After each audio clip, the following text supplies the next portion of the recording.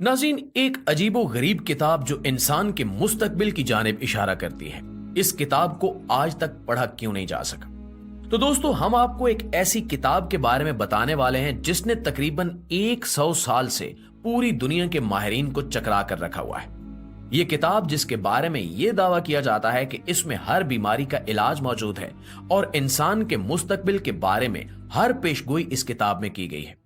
इस किताब के बारे में यह भी कहा जाता है कि अगर इंसान इससे फायदा उठाने में कामयाब हो गया तो इसका रास्ता शायद कोई ताकत भी नहीं रोक सकेगी।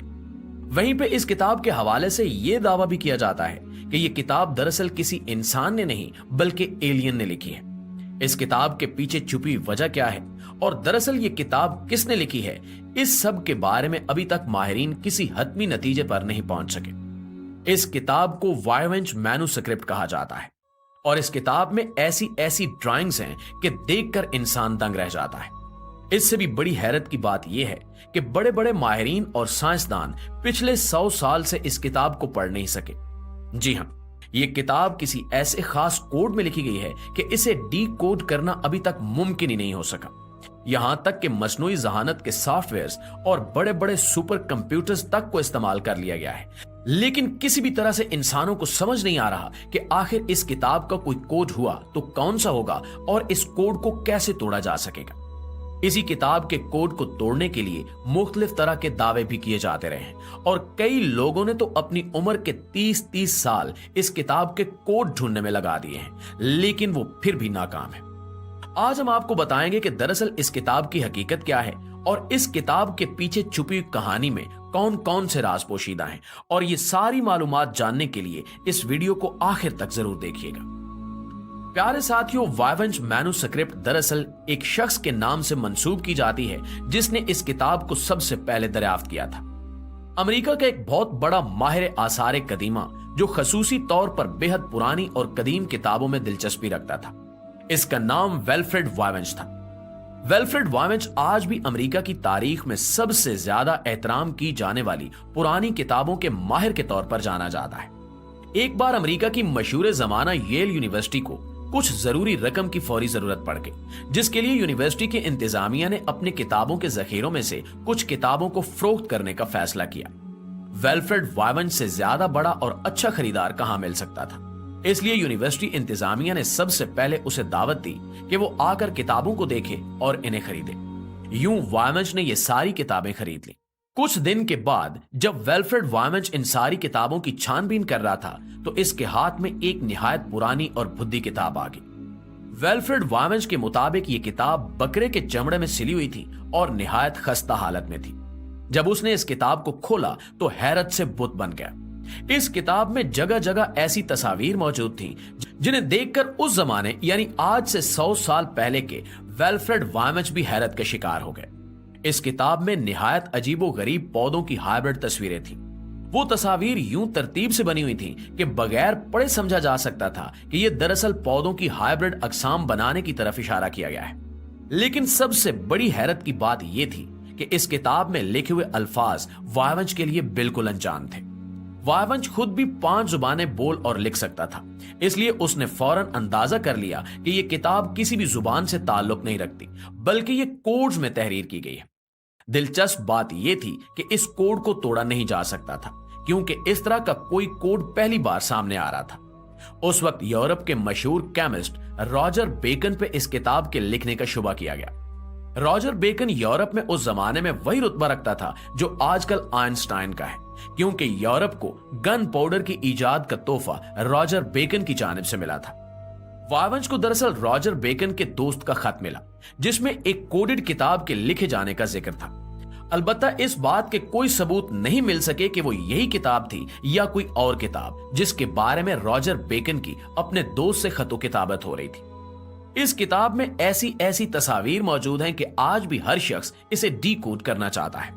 इस किताब में दरख्तों पर इंसानी आज़ा को उगते हुए भी दिखाया गया है, इसलिए इस किताब के बारे में यह दावा किया जाता है कि इस किताब में इंसानों के तमाम मसाइल का हल मौजूद है। जब रॉजर बेकन समेत बाकी सब लोग भी इस कोड को तोड़ने में नाकाम हो गए तो उस वक्त के एक मशहूर कोड सॉल्वर ने इस कोड को तोड़ना चाहा, मगर 5 साल मुसलसल मेहनत के बाद भी वो नाकाम रहा। वक्त गुजरता गया और वायवंश की वफात हो गई। उसके बाद ये किताब उसके तरके में चलती रही और आखिरकार कुछ दहाइयां कबल उस किताब को वेलफ्रेड के लवाहिकीन और अगली नस्ल ने दोबारा येल यूनिवर्सिटी के सुपुर्द कर दिया ताकि इस पे मजीद तहकीकात की जा सके। ये आज से तकरीबन 40 साल कबल की बात है, जब दूसरी जंग अजीम में जर्मनों के पर्पल कोड को तोड़ने वाले माहिर ने इस किताब के कोड को तोड़ना शुरू किया।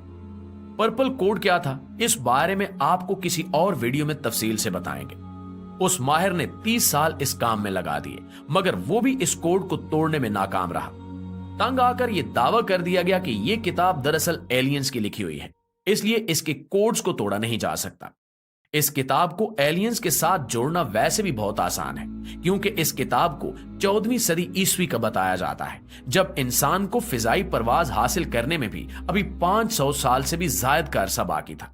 जबकि इस किताब में जगह जगह पूरी जमीन की तस्वीर भी हाथ से बनाई गई थी, जो हमारी आज के जमीनी नक्शों से बेहद मुताबिकत रखती हैं। जमीन की ऐसी तस्वीरें तो महज खला में जाकर ही बन सकती हैं, जबकि उस वक्त खला में जाना ही मुहाल था। इसी वजह से इस किताब को एलियन से जोड़ा जाता है। प्यारे दोस्तों, जब दूसरी जंग अजीम का वो माहिर भी अपने 30 साल जाया करने के बाद नाकाम हो चुका, तो उस वक्त तक कंप्यूटर टेक्नोलॉजी काफी तरक्की कर चुकी थी और साल शुरू हो चुका था 2005। तब माहिरीन ने दुनिया भर में मौजूद डाटा को इकट्ठे करते हुए एक बड़े कंप्यूटर में फीड करना शुरू कर दिया और मसनूई जहानत की मदद से इस तरह के कोड तोड़ने की टेक्निक कंप्यूटर को सिखाने लगे। इसकी वजह यह है कि कंप्यूटर ये चीजें मिनटों में ना सिर्फ सीख सकता है, बल्कि इनकी प्रैक्टिस भी कर लेता है, जबकि यही चीजें इंसानों को सीखने में कई साल लग जाते हैं।